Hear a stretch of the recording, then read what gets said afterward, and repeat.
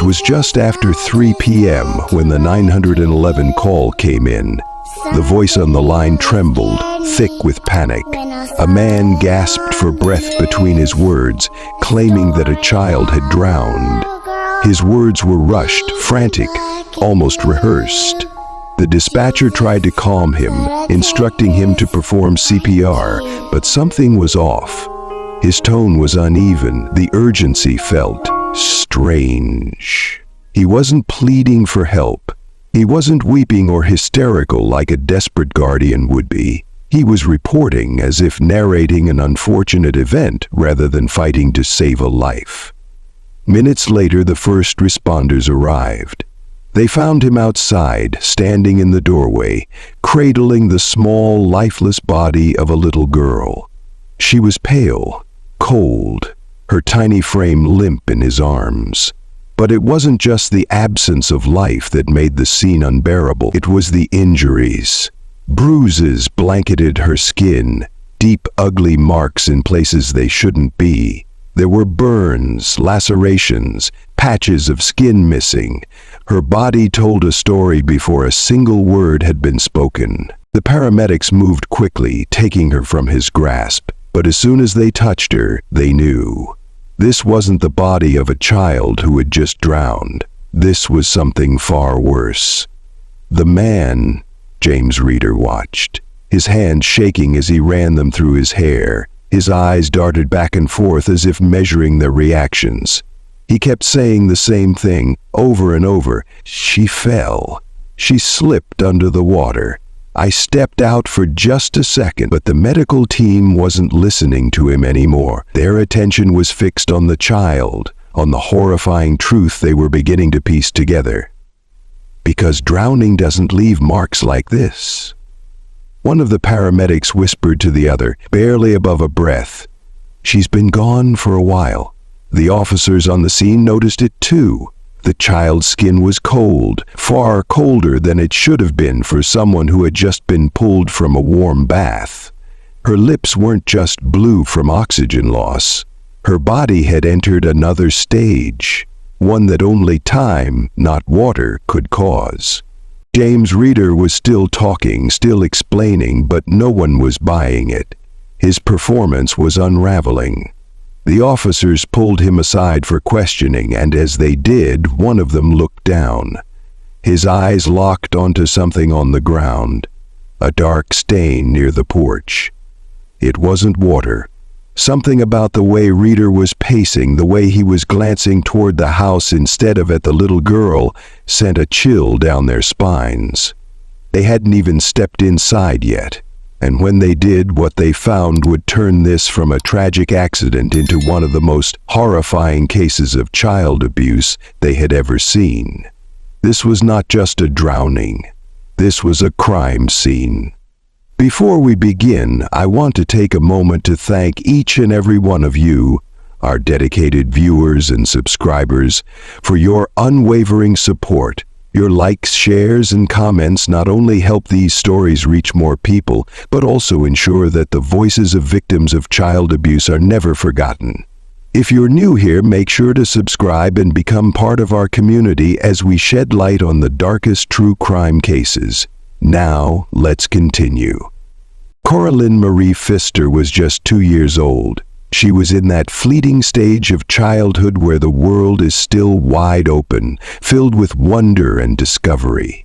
She was small but full of life, always moving, always laughing. Her family called her Monkey because she was always climbing, always exploring, never content to sit still. She had a favorite pair of shoes, tiny sneakers that she insisted on wearing even when they didn't match her clothes. She had an obsession with dinosaurs, carrying small plastic figurines in her little hands, roaring as she stomped around the house. Her energy was boundless, her joy infectious. To anyone who met her, Koralynn wasn't just a child. She was light, innocence, a reminder of everything pure in the world. Her mother, Becky Hupel, adored her. She was the kind of mother who took pictures of every milestone, who kept baby teeth and first drawings in a shoebox under the bed, who saw her daughter as her entire world.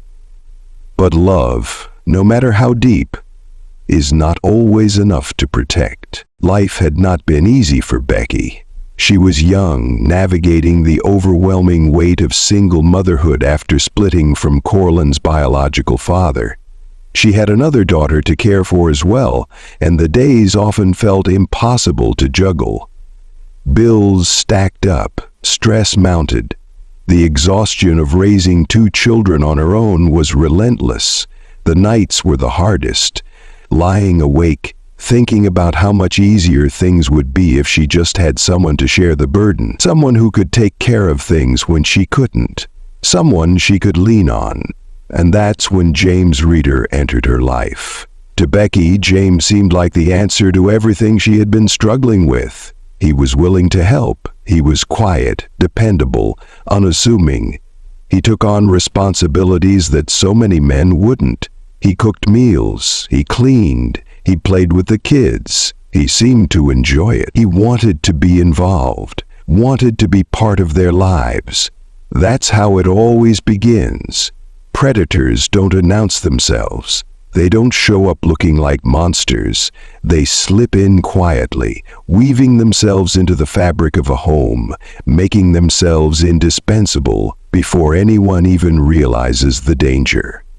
To the outside world, James Reeder looked like a godsend, a man willing to step up, to take responsibility, to be the steady presence Becky so desperately needed. Neighbors saw him playing with the kids in the yard, tossing them in the air, making them giggle.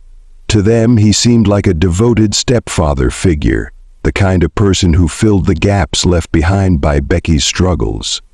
But no one saw what was happening behind closed doors. No one noticed the shift in Koralynn's behavior, the subtle change in her bright, curious eyes.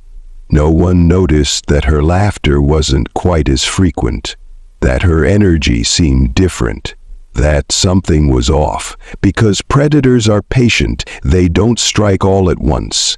They wait. They test the boundaries. They push, little by little, seeing how much they can get away with. At first, nothing seemed unusual. James helped Becky with the children. He took on more responsibilities. He was there more often than not, and Becky, overwhelmed, exhausted, was grateful for the extra set of hands. He was always eager to watch Koralynn when she needed a break, always happy to take over bath time, bedtime, the quiet moments when no one else was paying attention. Then the bruises started, tiny ones, easily dismissed. She fell while playing, Becky told herself. She's a toddler. Kids get bumps and scrapes all the time. But then there were more. And then Koralynn started acting differently. She wasn't climbing as much. She wasn't running through the house with her dinosaurs roaring at the top of her lungs. She had nightmares.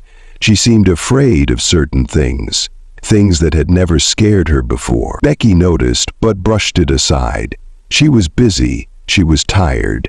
She trusted James, and that was exactly what he had been waiting for. Abusers don't just hurt. They manipulate. They create an environment where no one questions them. They weave a narrative so tightly that by the time the truth starts to come to the surface, it's already too late. And for Koralynn, time was running out. James Reeder had inserted himself into every part of Becky's life. He wasn't just there, he was in control. He decided what the children ate, when they slept, where they went. Becky saw it as him being helpful, but in reality, it was something much darker. He was isolating them. He was making himself the gatekeeper to Koralynn's world. By the time Becky started pulling away, started sensing that something wasn't quite right, she had already given him too much trust.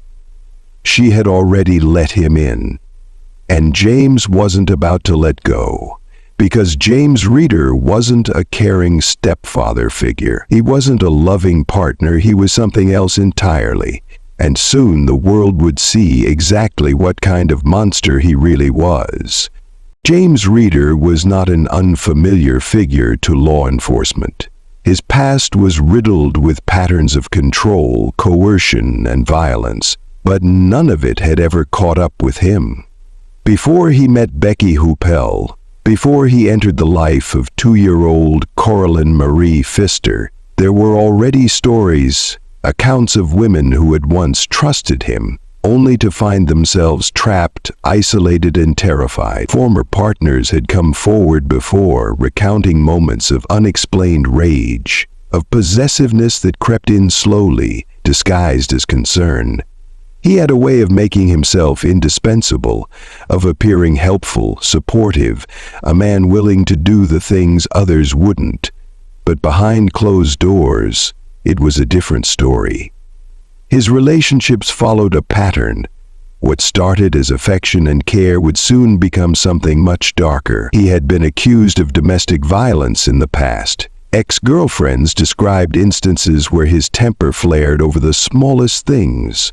One woman claimed he would accuse her of being unfaithful, checking her phone obsessively, questioning her every move. Another recalled how he controlled who she could see, where she could go, convincing her that he was the only one she could trust. The pattern was always the same: first the emotional manipulation, then the control, then the physical abuse. But each time, it ended the same way. The women got out, they moved on, and James Reeder slipped away without consequence.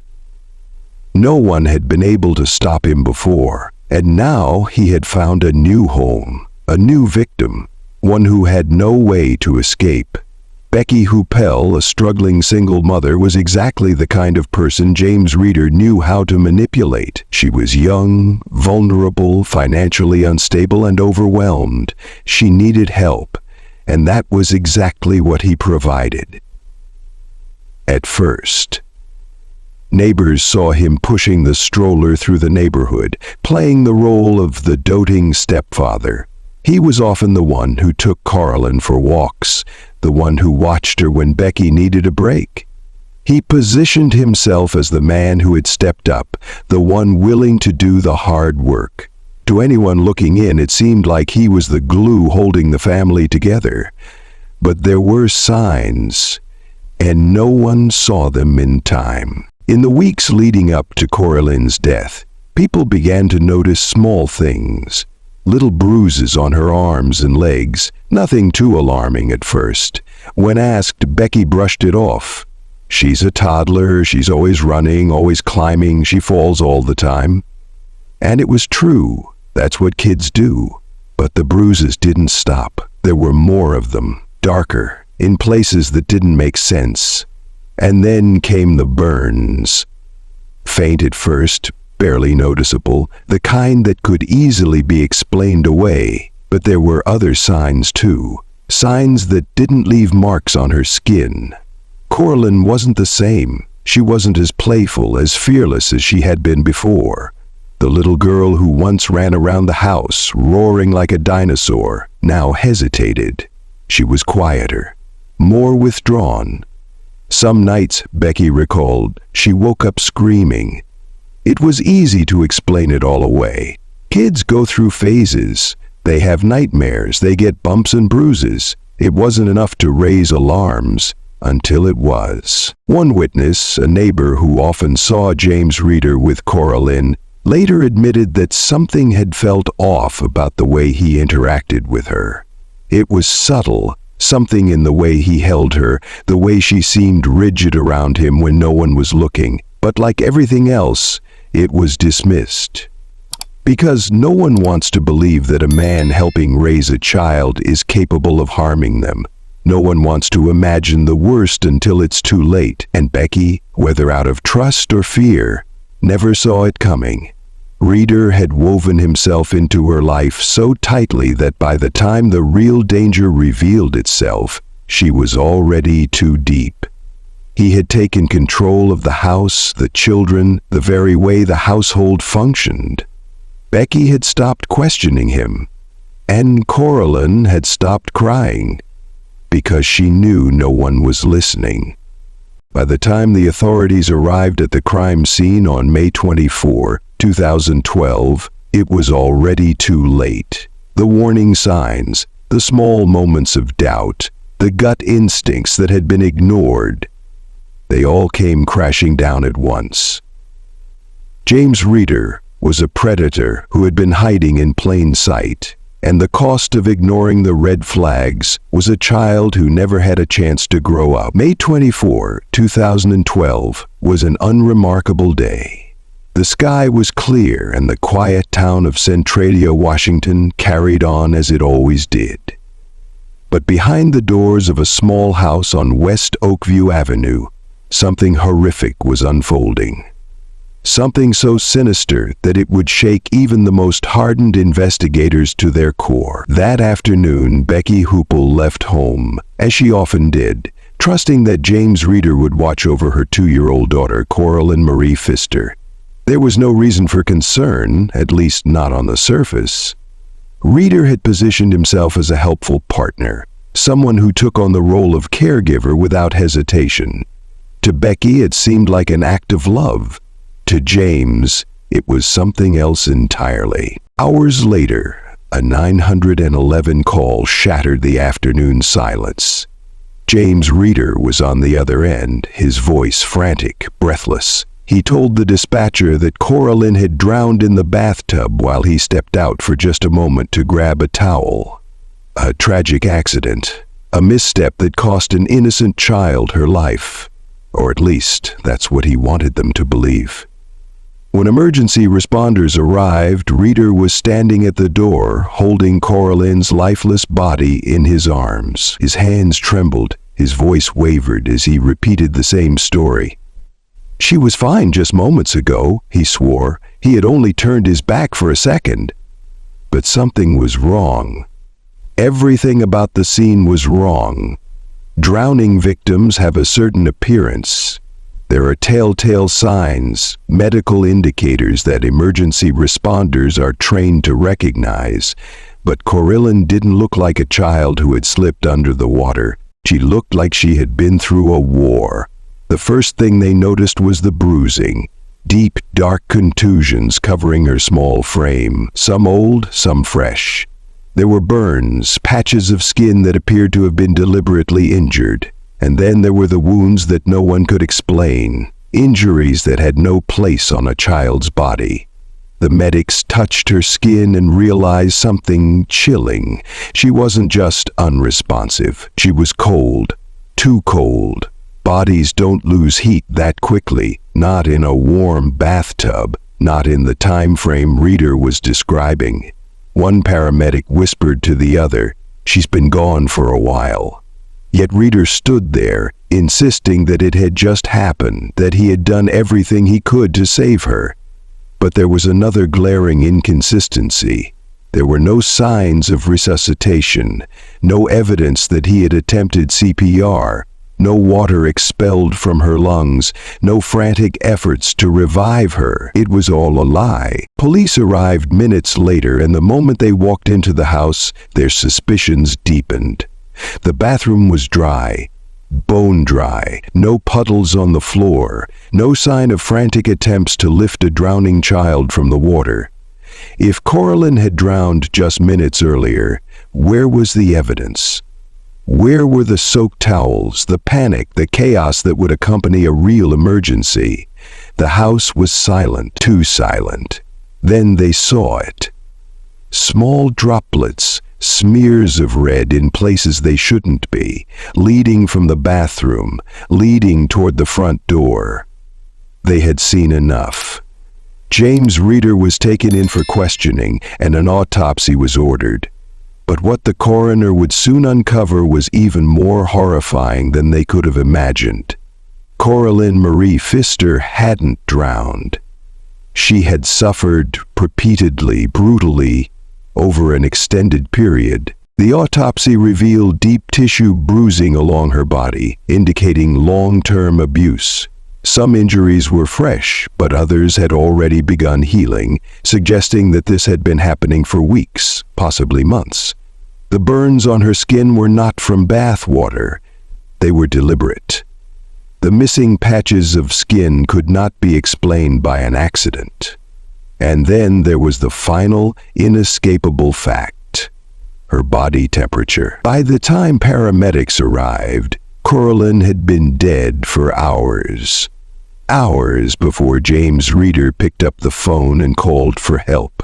Hours before he walked out onto the porch, performing grief and panic for the neighbors. Hours before he told the world his carefully rehearsed lie. The brutality of what had happened in that house was almost impossible to comprehend. The evidence pointed to one chilling conclusion. This was not a momentary lapse, not an accidental drowning, not a single act of violence. This was systematic. This was intentional. This was torture. James Reeder had been alone with Koralynn for just a few hours that afternoon, but it was long enough. The extent of her injuries suggested that what happened that day was the final act in something far more sinister, something that had been festering behind closed doors long before Becky left the house. Investigators were left with a single, horrifying question. If this is what happened in just a few hours, what had this child been enduring before today? And more importantly, why had no one seen it coming? James Reeder's carefully crafted image of the devoted stepfather was crumbling. The mask was slipping, and the truth beneath it was something even the most seasoned detectives struggled to stomach. James Reeder sat across from the detectives in the small, sterile interrogation room. His arms were crossed, his fingers twitching slightly as he repeated the same story he had given at the scene. Koralynn had drowned. It was an accident, a tragedy. He had only stepped out for a moment, and when he returned, she was gone. His voice wavered, his breath shallow. It was the performance of a man trying to sound panicked, trying to seem like a grieving caretaker. But something was off. Detectives had seen real grief before. They knew what it looked like. The uncontrolled sobbing, the raw emotion, the horror of a life lost too soon. But that wasn't what they were seeing in front of them. Reeder wasn't asking for updates, wasn't demanding to know if she could have been saved. He wasn't pleading for someone to tell him that this wasn't real. Instead, he was focused on the details, on controlling the narrative, making sure the facts lined up in a way that kept him free from blame. They let him talk. They watched as he ran his hands through his hair, sighing, shifting in his chair, shaking his head like a man resigned to his fate. He told them how he had been the one to care for Koralynn while Becky was out, how he had been helping, making sure the little girl was safe. He claimed he had taken her to the bathroom for a bath, stepped out for just a moment, and returned to find her under the water. He tried CPR, but it was too late. The detectives let the silence hang in the room for a moment before one of them leaned forward, locking eyes with him. Then they started asking questions. Why was there no water in the bathroom? Why were there injuries on her body that had nothing to do with drowning? Why had paramedics found her body cold when you claimed she had just gone under? The shift in his demeanor was almost immediate. His eyes darted between the detectives, his posture stiffening. He started to stumble over his words, suddenly less sure of the story he had been so confidently telling just minutes earlier. The detectives had already seen the autopsy report. They already knew the truth. This wasn't a drowning. This was something far worse. Koralynn's body had been covered in bruises, some fresh, some healing, meaning the abuse had been ongoing. There were burns, open wounds, deep tissue injuries. Some of the wounds were in places that made no sense for a child's accident. The autopsy also confirmed that she had been gone for hours before Reeder had even called 911.9. That was the detail that sealed his fate. This wasn't panic. This wasn't a frantic attempt to save a child in distress. This was staged. Reeder had waited. He had let time pass before picking up the phone, before rushing to the neighbor's house, before putting on his carefully rehearsed performance. And now, under the weight of evidence, his carefully crafted story was beginning to crack. But Reader didn't confess. He didn't admit to anything, didn't show remorse or guilt. Instead, he started shifting the blame. Maybe the injuries had been there before. Maybe Koralynn had fallen. Maybe Becky knew more than she was saying. When Becky Hupel was brought in for questioning, she was in a state of shock. Her eyes were swollen from crying, her hands shaking as she tried to process what was happening. She insisted she hadn't known. She swore that if she had seen the signs, she would have done something. She told detectives she had trusted Reader, had believed him when he told her he loved Koralynn like his own child. But the investigators weren't convinced. How could she not have known? Neighbors and family members had seen bruises on Koralynn before. They had asked about them, but Becky had always had an answer. She had been given explanations. She fell while playing. She was clumsy. She ran into things. And Becky had accepted those explanations because it was easier than believing the alternative. The truth was too horrifying to comprehend. That the man she had let into her home, the man she had trusted with her daughter, had been harming her in ways she couldn't even begin to fathom. The detectives had their suspicions. Was Becky truly blind to what was happening, or had she chosen not to see? Had she ignored her own instincts, brushed aside the nagging feeling that something wasn't right, or was she just another one of Reader's victims? Manipulated, controlled, isolated, because Reader had done this before. As the investigation deepened, his past came to light.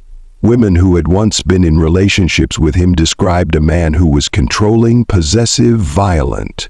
One woman told detectives how he had slowly cut her off from her friends and family, convincing her that she only needed him.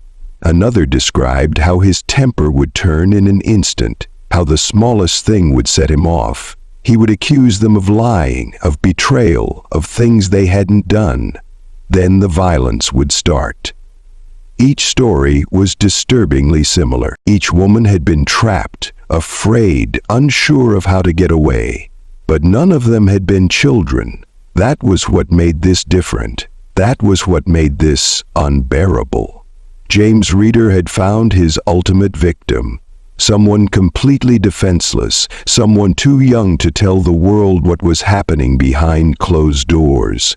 And now the world was finally seeing him for what he truly was, a predator.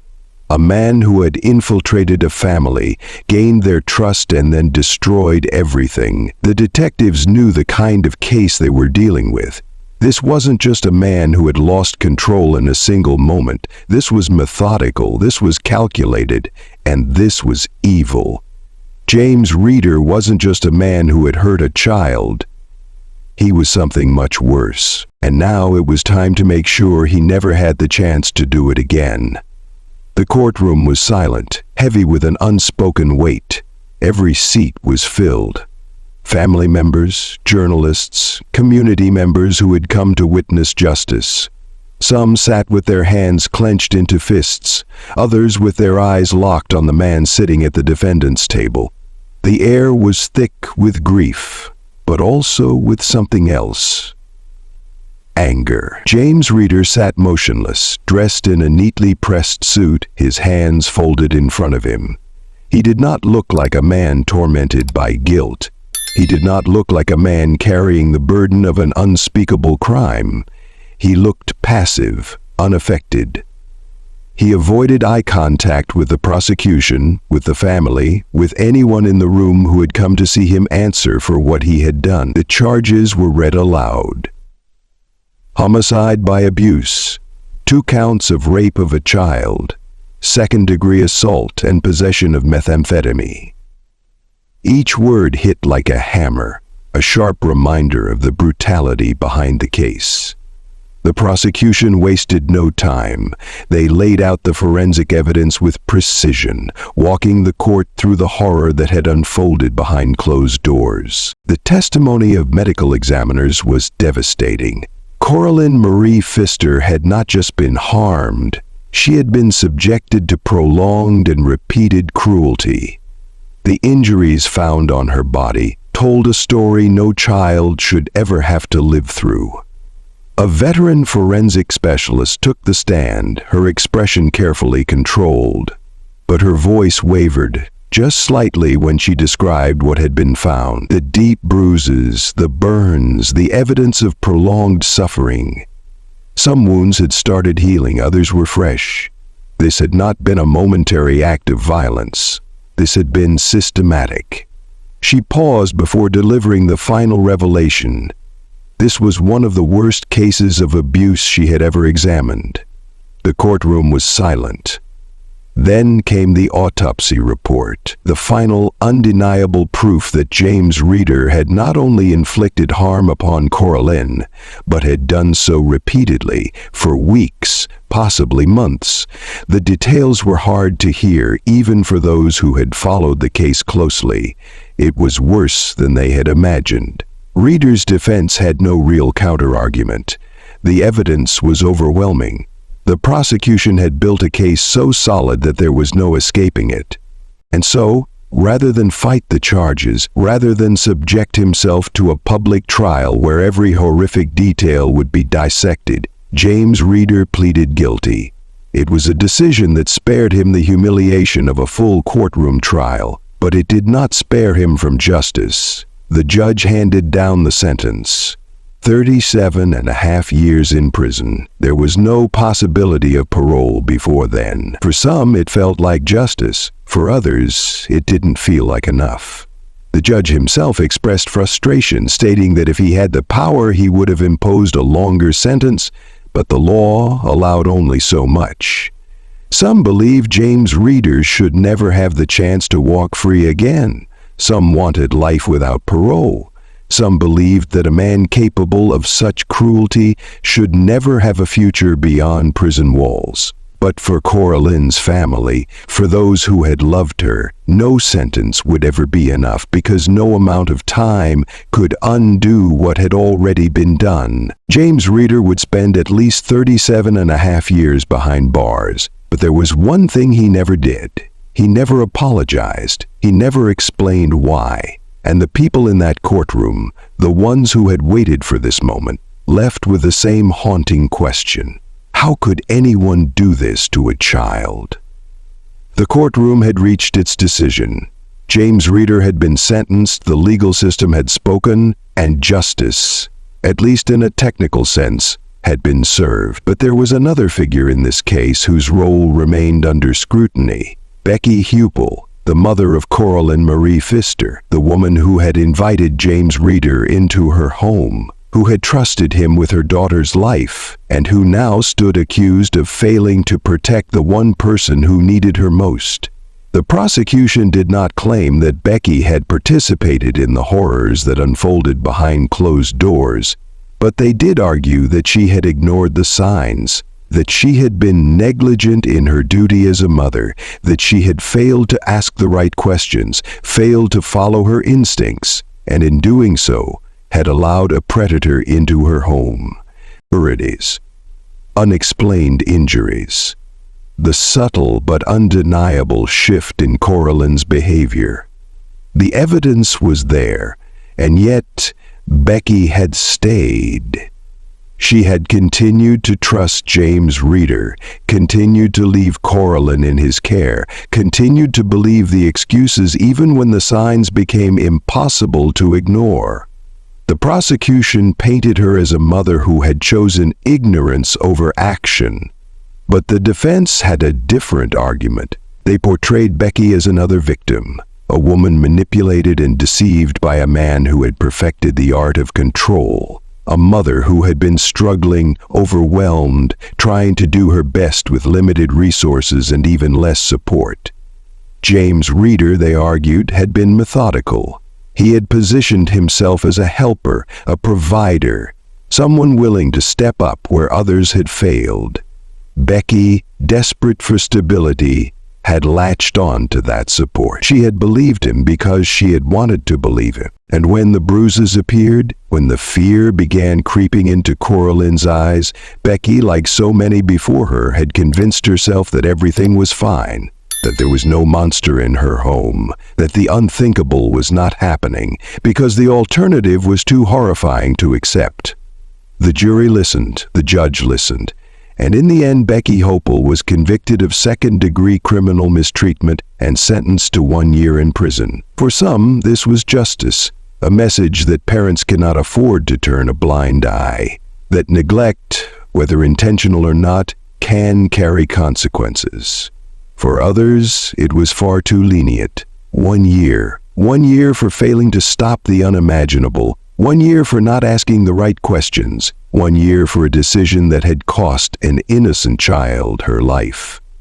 The public was divided. Some believed Becky had already suffered enough, that she would carry the weight of Koralynn's death for the rest of her life, a punishment more severe than any jail sentence. Others saw her as complicit, as someone who had made it possible for a predator to thrive under her own roof. But the debate would never change what had already happened, because in the end, it wasn't about Becky anymore. It was about Koralynn, the little girl who never had a chance. In the days following the trial, the town of Centralia, Washington, became a place of mourning. People gathered not just to remember but to grieve. A candlelight vigil was held in Koralynn's honor. Hundreds of people attended, family, friends, strangers who had never known her but who felt the loss just as deeply. They stood in silence, their faces illuminated by the flickering glow of candlelight, the weight of tragedy pressing down on them. Stuffed animals and flowers were placed at a memorial. Handwritten notes, messages of sorrow, of regret, of love. One sign read, "We failed you, sweet girl." Another, "Rest in peace, Koralynn. We will not forget." It was a scene of grief, but also of anger, because beyond the mourning, beyond the sorrow, there was one question that refused to go away. How had this happened? How had James Reeder been allowed near a child? Why hadn't the system caught him before it was too late? Why hadn't someone stepped in? And most haunting of all, could Koralynn have been saved? It was a question that echoed through the town, through news reports, through the minds of those who had followed the case. Could one phone call have made the difference? Would she still be alive if anyone had spoken up sooner? In the end, there were no answers, only silence. Only the dim glow of candles against the night sky, the quiet sobs of those who had come to say goodbye. A life stolen, a tragedy that should never have happened, and the question that will never go away: how many other children are suffering in silence right now?